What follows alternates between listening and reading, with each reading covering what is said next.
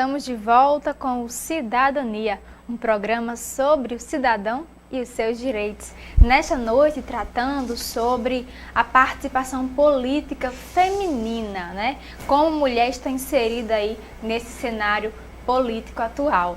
E trazendo como convidada Regiane Medeiros, que é socióloga e também integra a coordenação, né, do Centro Feminista, que atua aqui na cidade de Mossoró e também em cidades vizinhas.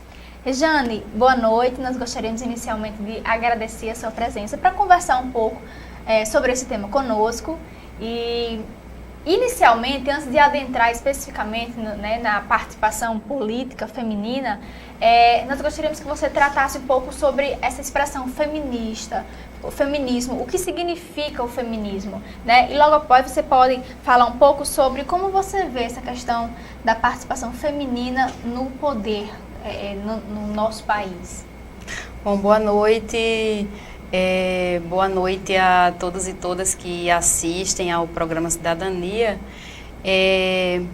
Para nós é um prazer estar aqui discutindo sobre essa temática, né, discutindo sobre a participação das mulheres na política.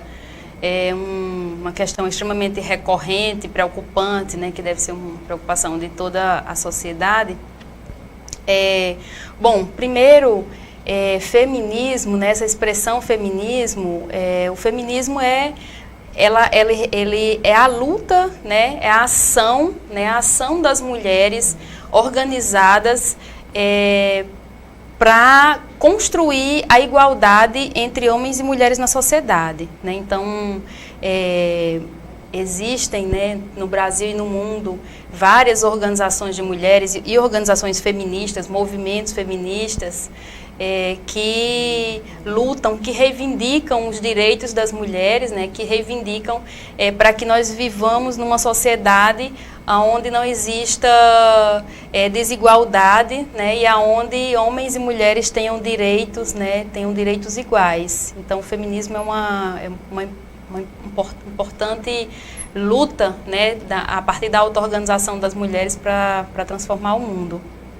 Bom, pensar sobre a participação das mulheres na política, né, olhando para o Brasil, nós vivemos numa sociedade, né, como vocês já colocaram um pouco no bloco anterior, né, nós vivemos numa sociedade desigual, né, vivemos numa sociedade desigual, onde os homens, eles têm o direito ao público, né, onde eles são educados desde criança a ocupar o mundo público, e nós, mulheres, somos educadas desde criança, somos socializadas para ocupar, né, para ficar na esfera privada, né, para cuidar do espaço doméstico, para cuidar dos filhos, do marido. Então, desde quando, na maioria das vezes, né, quando a mulher está grávida, que descobre se é menino ou se é menina, a sociedade já pensa, né, se o sexo é masculino, né, se é menino, então já tem um pouco um mundo desenhado para ele quando ele nascer, e ele é socializado, né, educado para ocupar esse mundo. E isso faz com que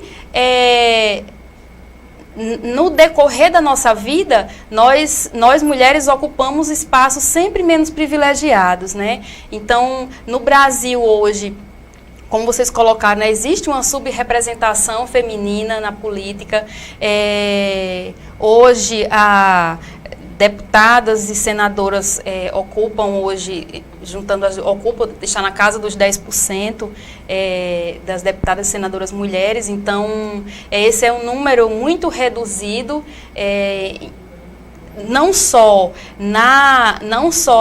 no legislativo, no executivo, mas nos demais espaços da sociedade, seja nós mulheres somos educadas para assumir determinadas profissões. Então, quando a gente estuda e que assume uma profissão, né, existe muitas das vezes as profissões tidas como profissões de mulheres e profissões de homens. Então, isso faz com que a gente vá trilhando caminhos diferentes e as mulheres tenham sempre menos oportunidades, né? Então, muitas das vezes as mulheres, quando ocupam o mesmo cargo, executam a mesma função, mesmo assim ainda existe a remuneração diferenciada. Então, muitas vezes as mulheres têm a mesma qualificação ou até têm uma qualificação superior, mas ainda tem uma remuneração menor.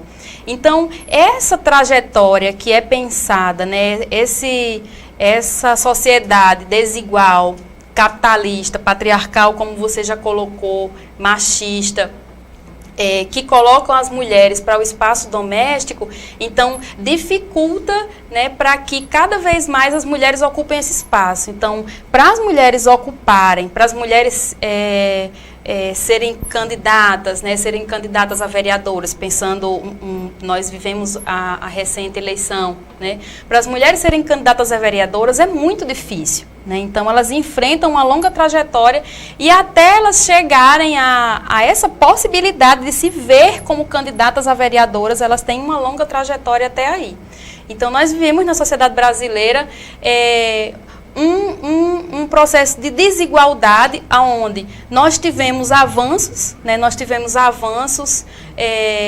de perspectivas, de políticas públicas, né, para as mulheres, inclusive nós acreditamos que para as mulheres, para cada vez mais as mulheres, que as mulheres estejam na política, para que cada vez mais as mulheres elas estudem, elas tenham profissão, elas façam o que elas querem fazer, é necessário que haja investimentos na educação, é necessário que haja que a política, né, que o processo eleitoral ele seja pensado também para que permita as mulheres entrarem nesse mundo, né? Então, nós vivemos uma realidade bem complexa, né, que os números retratam isso, né, e mesmo as mulheres que ocupam os espaços, né, nós também, é importante destacar quando você coloca, né, de que apesar de nós termos a maioria da população ser mulheres, a maioria do eleitorado ser mulheres, mas isso não se reflete na eleição,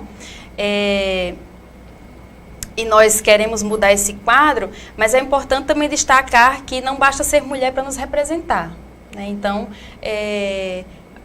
tem mulheres que são eleitas e que elas reproduzem o machismo, elas não são machistas, elas reproduzem o machismo, elas estão lá para reproduzir tudo isso que está colocado na sociedade, né? Reproduzir essa sociedade desigual e pensar políticas, que não pensam políticas que promovam a igualdade, né? Então, para nós é importante que as mulheres que nos representem, que elas pensem nas demandas das mulheres, que elas pensem em ações que sirvam para contribuir com a igualdade, como é o exemplo que vocês colocaram, né, do projeto da lei pela senadora Fátima Bezerra.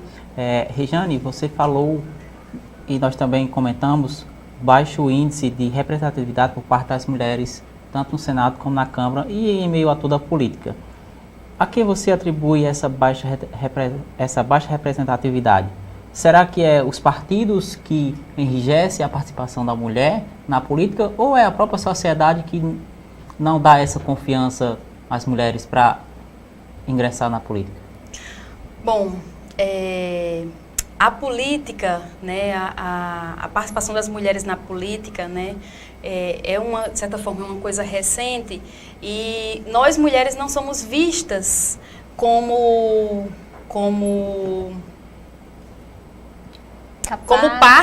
capazes de executar, como capazes de assumir essa tarefa, né, de assumir essas tarefas. Então, o mundo público, né, o mundo da participação política não é vista como um espaço nosso. E para a gente ocupar esse espaço é muito difícil. Muitas das vezes, né, nós somos vistas... quando participamos do processo político, nós somos vistas... Não dizem isso para a gente, né? Mas às vezes nós somos tratadas como meros enfeites decorativos, né? E de mesa, como se quando a gente está no debate político, quando a gente está numa reunião discutindo, é como se a gente estivesse ali, fosse um peixe fora d'água, né? Como se ali não fosse nosso espaço, então olham para a gente meio atravessado. Para as mulheres participarem, né, muitas vezes a jornada, as mulheres executam uma jornada intensiva de trabalho, né, e para elas ocuparem mais esse espaço público acumular mais uma tarefa, né, então para as mulheres assumirem a tarefa do espaço público e o espaço da política é difícil porque elas têm que passar várias barreiras, né, e nós temos hoje a norma, né, de no mínimo 30%. No entanto, a gente percebe que o cumprimento da cota é muito difícil, né? Que o cumprimento da cota é muito difícil, né? Que é necessário, quando se está discutindo as candidaturas, né?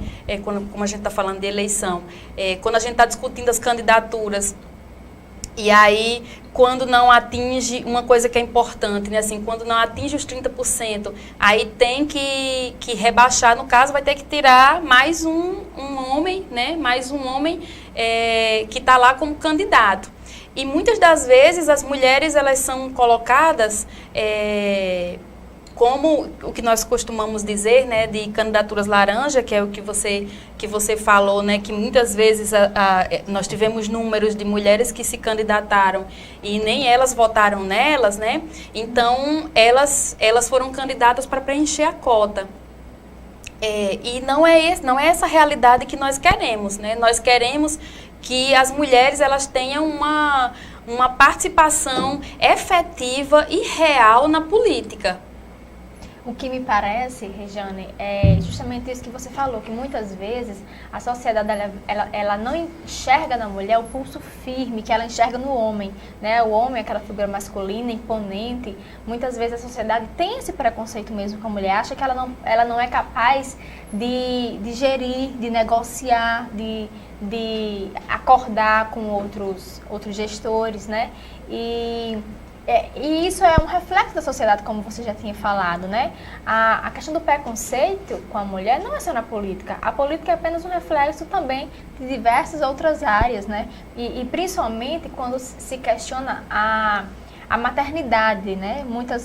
Até mesmo no mercado de trabalho, né? Se a gente for trazer para essa outra perspectiva, muitos empregadores, eles preferem não contratar mulheres por conta da maternidade. É como se nós fôssemos mais frágeis por conta disso, né? Mas quem é mãe sabe que quem é mãe, né? E quem tem esse trabalho externo, sabe que o filho, ele não vem para fragilizar, ele vem para fortalecer. E não é porque você é mãe que você deixa de ser profissional, né? Mas nós ainda temos essa visão muito preconceituosa, né, com a maternidade. Isso mesmo, Joyce. E como a Regiane bem focou, muitos ainda têm aquela visão de que a mulher é do lar. Ela não pode ocupar um cargo político, ela não pode ocupar um cargo no mercado de trabalho, porque isso só demonstra ainda mais o preconceito e o machismo que a sociedade brasileira tem com a mulher. É isso mesmo, Regiane? Isso. E no caso se a gente for pensar um pouco nessas questões, a maternidade, a jornada, né, de trabalho, o trabalho doméstico, né, que fica na maioria das vezes e quase na totalidade sobre a responsabilidade das mulheres, né, mesmo quando as mulheres elas não às vezes ela trabalha e ela trabalha fora e ela tem uma outra pessoa que faça esse trabalho do cuidado, né, ela muitas das vezes esse trabalho também ele não é bem remunerado, porque já é uma outra, está estendendo, né, esse trabalho para uma outra mulher e é muitas vezes um trabalho precarizado. E uma coisa que nós colocamos é que é necessário, né, e a luta das mulheres auto-organizadas, na história é para que as políticas públicas elas sejam efetivadas, para que os direitos eles sejam efetivados, né, e para que realmente a gente tenha políticas emancipadoras e que promovam a igualdade. Por exemplo, o trabalho do cuidado, né, a educação dos filhos, ela não é uma responsabilidade só das mulheres, ela é uma responsabilidade dos pais, do pai, ela é uma responsabilidade do Estado, né, então tem que ter políticas públicas que garantam, tem que ter a creche, né, então tem que haver políticas para que as mulheres elas possam ocupar os espaços sem ter que só ela acumular tarefa. Então, as mulheres, elas começaram a ocupar os postos de trabalho, então, elas acumularam o trabalho doméstico, do cuidado, e o trabalho, seja lá na empresa, lá na fábrica, no campo, né? E quando as mulheres vão para a política, é mais um outro espaço, né? Nós trabalhamos com mulheres, fortemente com mulheres rurais, e as mulheres, elas passaram a ocupar a associação da comunidade do assentamento, o sindicato de trabalhadores e trabalhadoras rurais. Então, para elas ocuparem todas essas tarefas, é um acúmulo. Então, elas não... A gente tem uma teórica, né, que ela diz no debate da economia feminista que as mulheres não são um recurso elástico. E a sociedade muitas vezes trata nós mulheres como um recurso, como sendo um ser elástico, e que a gente vai se elastecendo e acumulando várias coisas, né? E nós não somos. Então, é necessário que existam políticas, que existam ações para realmente garantir essa efetiva participação das mulheres nos diversos espaços. Regiane, o nosso tempo desse bloco está se esgotando, nós vamos para um rápido intervalo e voltamos já com Regiane debatendo sobre a participação da mulher na política e nas demais áreas da nossa sociedade. Não sai daí, o Cidadania volta já. Cidadania, um programa sobre os seus direitos, volta já.